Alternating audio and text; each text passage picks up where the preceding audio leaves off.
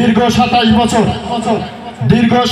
বছর যিনি এই বিএনপিকে আঁকড়ে ধরে রেখেছেন মসিন্দা ইউনিয়নে, সামনের লাইনে থেকে নেতৃত্ব দিয়ে এসেছেন, বিভিন্ন নির্যাতন হামলা মামলার শিকার হয়েছেন।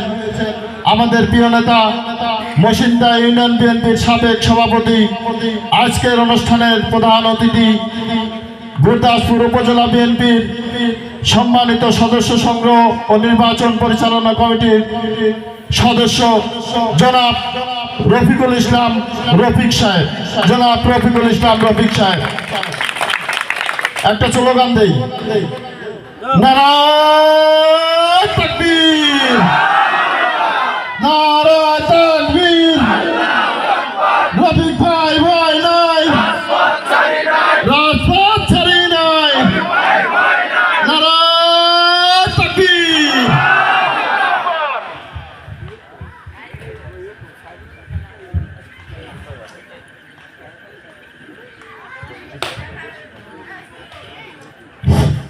আউযু বিল্লাহি মিনাশ শাইতানির রাজিম। বিসমিল্লাহির রহমানির রহিম। নাহমাদুহু ওয়া নুসাল্লি আলা রাসূলিল কারীম, আম্মা বাদ। বাংলাদেশ জাতীয়তাবাদী দল বিএনপি 7 নম্বর ওয়ার্ড কর্তৃক আয়োজিত আগামী 13 জাতীয় সংসদ নির্বাচনকে কেন্দ্র করে আজকের এই মসিন্দা ইউনিয়নের প্রথম প্রচারণা সভার সম্মানিত সভাপতি, আমার শ্রদ্ধাভাজন ব্যক্তিত্ব বড় ভাই মুজাহার আলী শাহ এখানে উপস্থিত আছেন। নাম সবার বলা হচ্ছে বাংলাদেশ জাতীয়তাবাদী দল বিএনপি সকল স্তরের নেতৃবৃন্দ, ইউনিয়ন বিএনপি, যুব দল, কৃষক দল, ছাত্র দল, শ্রমিক দল, স্বেচ্ছাসেবক দল, সকল অঙ্গ সংগঠনের নেতৃবৃন্দ আমার সামনে উপবিষ্ট। বাংলাদেশ জাতীয়তাবাদী দল বিএনপির আদর্শে বিশ্বাসিত অনুপ্রাণিত মুরব্বিয়ান সমবয়সী ভাইরা, সবার প্রতি আমার প্রাণপ্রিয় সংগঠন বাংলাদেশ জাতীয়তাবাদী দল মসিন্দা ইউনিয়ন বিএনপি এবং নবগঠিত গুরদাসপুর উপজেলা আহ্বায়ক কমিটির পক্ষ থেকে আন্তরিক সালাম এবং অভিনন্দন। আসসালামু আলাইকুম ওয়া রাহমাতুল্লাহি ওয়া বারাকাতুহু। প্রিয় উপস্থিতি, আমরা দীর্ঘ 17টি বছর যে নেতাকে সামনে রেখে রাজপথে সংগ্রাম আন্দোলনে সবসময় নেতার পাশে থেকে কাজ করেছি এবং সাথে থেকেছি, এবং আমাদের একটি আশা ছিল আমাদের প্রিয় নেতাকে আগামী সংসদ নির্বাচনের জন্য আমরা এমপি হিসাবে নিযুক্ত করতে পারি।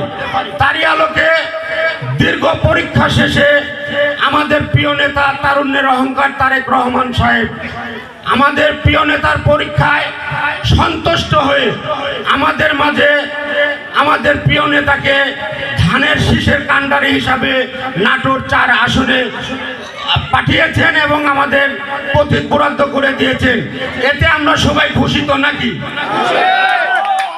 আসলে আমরা যেমন খুশি আমাদের প্রিয় নেতাদের উপরে, কিন্তু নেতারা কিন্তু আমাদের পরীক্ষা নেবে নেতারা খুশি হওয়ার জন্য। সেটা হবে কি, আগামী 13 জাতীয় সংসদে আজিজ ভাইকে যেমন ধানের শীষ দিয়ে আমাদের মাঝে পাঠিয়ে দিয়েছেন, এখন আমাদের কাজ হবে আগামীতে সংসদ নির্বাচনে আমরা সবাই যার যার মতো চেষ্টা করে আজিজ ভাইয়ের ধানের শীষে ভোট দিয়ে আজিজ ভাইকে সংসদে পাঠাতে পারলেই আমরা আমাদের নেতার আমারে যে উপহার দিছে, আমরা আমাদের সেই কেন্দ্রীয় নেতাদের এমপি হিসাবে উপহার দিলে আমরা সার্থকবান হব। প্রিয় উপস্থিতি, কথা বেশি বলতে চাই না কারণ রাত অনেক হয়ে গেছে। আমি শুধু একটি কথা বলবো, বাংলাদেশ জাতীয়তাবাদী দল একটা বৃহত্তর দল। এশিয়া মহাদেশের মধ্যে বাংলাদেশে এই বাংলাদেশ জাতীয়তাবাদী দল বিএনপি ও বাংলাদেশ আওয়ামী লীগ, এটাই হচ্ছে বড় দল। এই বড় দলের মধ্যে দ্বন্দ্ব থাকবে, গ্রুপ থাকবে, ডিভাইডেড থাকবে, এটাই স্বাভাবিক। আসলে তো দল মূল্যায়ন করবে একজনকে। আমাদের এই আসনে 5 জন মনোনয়ন চাইছে, নেতারা তো দিছে একজনকে, এতে মন খারাপ করার কিচ্ছু নাই। আমরা তো সবাই আসলে বিএনপি পরিবারের সন্তান, আমরা ধানের শীষের লোক।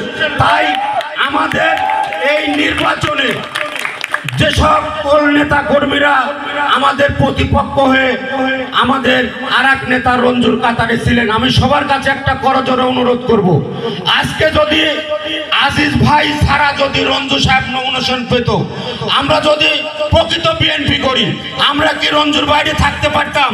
আমরা কিন্তু থাকতে পারতাম না।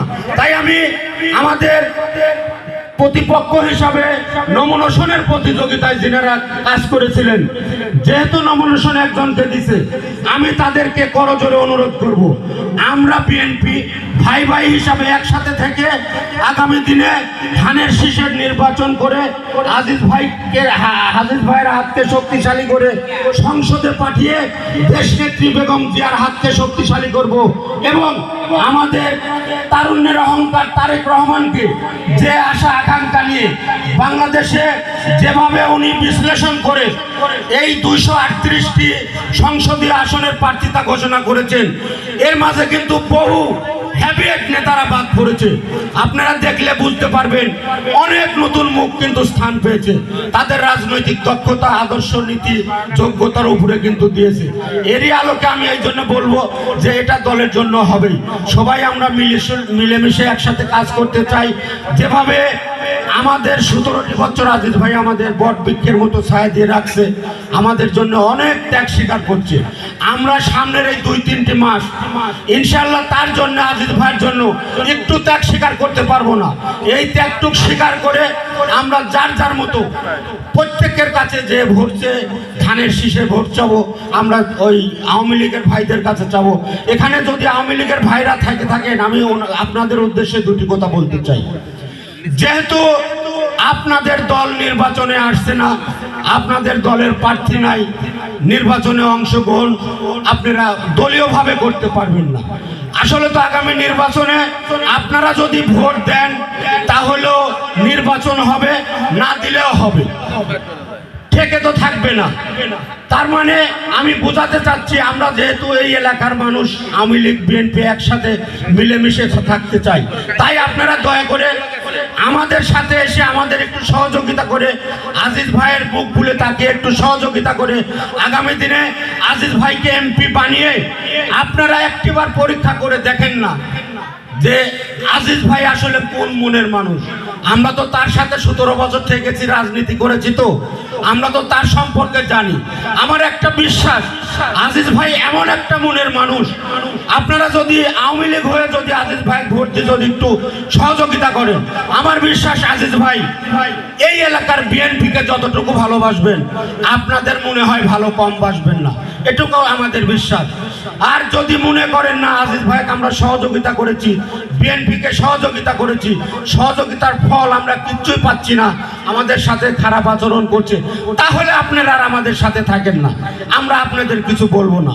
পরিশেষে হচ্ছে আমি বলতে চাই, একটা জিনিস আপনারা সজাগ থাকবেন, সেটা হচ্ছে আমার ভাতিজা মনসুর বলে গেছে, আমাদের এখন মূল প্রতিপক্ষ হয়ে দাঁড়িয়েছে জামাত ইসলাম। জামাত ইসলাম যেভাবে সাধারণ মানুষের অন্যভাবে ভুল বোঝানোর মাধ্যম দিয়ে কাছে নিতে চাবে, আমরা কিন্তু এইভাবে ভুল বোঝাতে পারবো না। কারণ আমরা মুসলমানের সন্তান, আমরা মুসলমান। ওনারা যেসব কথাবার্তা বলছে, রোজার পূজাকে এক কাতারে নিচ্ছে, হুজুরেরা যায় গির্জাতে যায়, মন্দিরে যায়, প্রণাম করতেছে। আপনারা দেখলে আশ্চর্য হবেন, 70-80 বছরের হুজুরেরা, মুরব্বীরা কিভাবে মেয়েদের নিয়ে এই ভোটের জন্য ক্ষমতা যাওয়ার লোভে ড্যান্স করতেছে। লজ্জা লাগে মুসলমান হিসাবে, একজন জামাতের ইসলামের দোয়াই দিয়ে নারী নিয়ে ড্যান্স দেয়, ভোট চায়, এটা দুঃখজনক ঘটনা। যা হোক, আমি বেশি কিছু বলতে চাই না, আপনারা একটু সজাগ থাকবেন। ওনারা জামাতের লোক যেখানে যা লাগে তাই দিয়ে বোঝাবে কিন্তু মানুষের, এটা আমার আপনাদের সজাগ থাকতে হবে। আপনারা সরাসরি বলবেন আপনারা ভোট চাচ্ছেন, চান, আপনারা জান্নাতের টিকিট দিবেন, আপনারা ওই মানে কি কয় ভোট দিলে নাকি ওই 18 কোটি লোক ওনারা বলে যান। আসলে কি জান্নাত কি আমার আপনার ব্যক্তিগত সম্পদ? আমি জামাতের উদ্দেশ্যে বলতে চাই, আরে ভাই, আপনারা যদি জান্নাত দেওয়ার যদি দায়িত্ব নিয়ে থাকেন, আপনার অনেকের পিতামাতা কবরে চলে গেছেন, ফজলি দেখেন আপনার পিতামাতাকে জান্নাতে দিতে পারেন কিনা? আপনি বাংলাদেশের 18 কোটি মানুষের জান্নাতের দায়িত্ব কিভাবে নেবেন? এই ভণ্ডামো আর করা যাবে না। এই ভণ্ডামো করে ক্ষমতার লোভে মানুষকে ধোঁকা দেওয়া যাবে না। যা হোক আমি পরিশেষে সবাই যে এই রাতের অন্ধকারে কষ্ট করে এসেছেন, এই জন্য সবাইকে আমার ব্যক্তিগত পক্ষ থেকে, দলের পক্ষ থেকে সবাইকে ধন্যবাদ জানাচ্ছি। সবার সুস্বাস্থ্য কামনা করছি। আগামী দিনে ইনশাআল্লাহ আমরা সবাই মিলিতভাবে আজিজ ভাইকে ধানের শীষে ভোট দিয়ে এমপি বানিয়ে মহান সংসদে পাঠিয়ে আমরা এই অত্র এলাকার উন্নয়নমূলক কাজের কথা শুনবো। এবং এই অত্র এলাকায় বিভিন্ন প্রতিষ্ঠান আছে, স্কুল, কলেজ, মাদ্রাসা, মসজিদ, মন্দির, অনেক প্রতিষ্ঠান আছে। উনি যেন ওই সংসদে গিয়ে সংসদের মাধ্যমে যে অত্র এলাকার এই প্রতিষ্ঠানগুলোর কথাবার্তা, উন্নয়নের কথা বলতে পারে, এই আশাটুকু আমরা রাখবো। এই আশা রেখে সবার মঙ্গল কামনা করে আমি আমার কথা শেষ করছি। খোদা হাফেজ। বাংলাদেশ জিন্দাবাদ, বাংলাদেশ জাতীয়তাবাদী দল জিন্দাবাদ, শহীদ জিয়া অমর হোক, খালেদা জিন্দাবাদ, তারুণেরা হকদার, তারেক রহমান যুগ যুগ।